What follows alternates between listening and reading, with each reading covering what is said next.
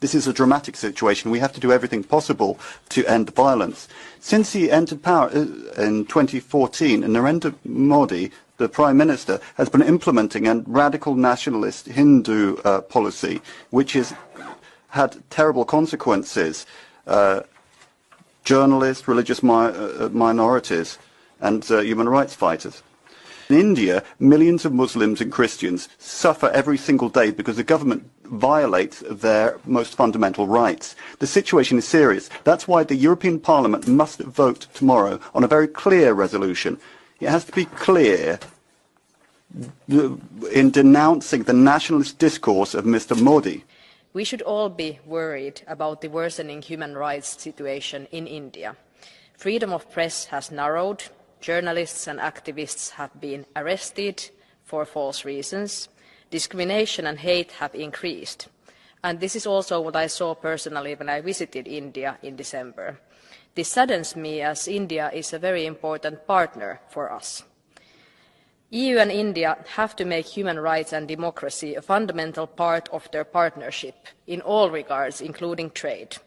Our joint resolution is crystal clear. We are calling on India to do everything within its power to end ethnic and religious violence, to punish perpetrators and end Hindu extremism. Without ironclad guarantees in this area, then we cannot talk about a new trade agreement with India. India is an important partner to the European Union, but if we as a Christian community can respect other faiths and identities, we must ask our partners to do the same.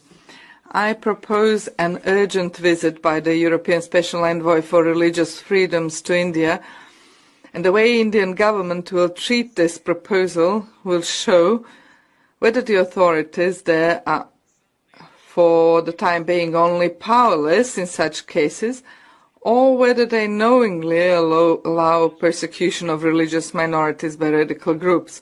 And for political leaders to refrain from making inflammatory statements. They should impartially mediate tensions and reject any nationalistic rhetoric. Today, let us send a clear message. The EU holds a powerful tool in trade policy, and we demand the integration of human rights into our EU-India partnership. Indian officials often like to boast that the country is the world's largest democracy. Intolerance and violence against religious minorities paint a different picture. These attacks against Christians are not isolated incidents. They are organized, leaving behind destruction and shattered lives.